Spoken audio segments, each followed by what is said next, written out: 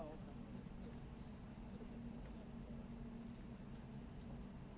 We spent the last couple of hours with the King family, Martin Luther King III, his wife Andrea King, and Yolanda, Dr. King's granddaughter, and the Reverend Dr. Bernice King, as well as leaders of civil rights organizations, talking with the president and vice president.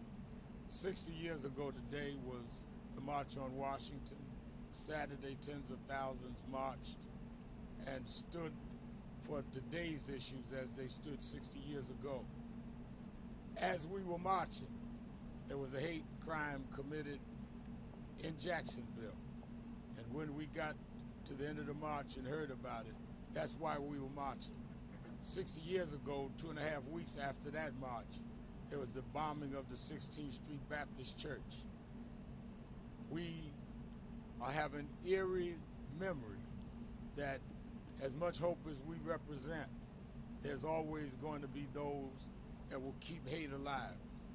We said to the president that we, along with many of our civil rights organizations, Anti-Defamation League with Jonathan, who is here with us, National Urban League, National Action Network, all of us put together a hate crime summit here at the White House.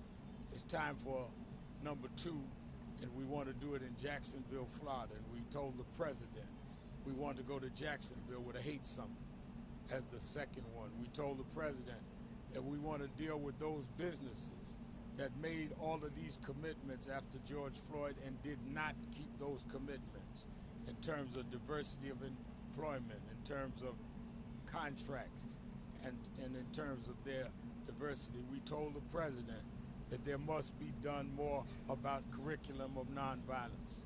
It was an open and very candid meeting, but we leave here determined to continue to stand together across racial lines and generations and try and make this country move forward as they stood out on the mall 60 years ago today and stood for a dream.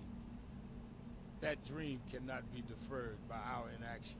Before I bring the leaders on, I'd like you to hear from Martin Luther King III and Reverend Dr. Bernice King.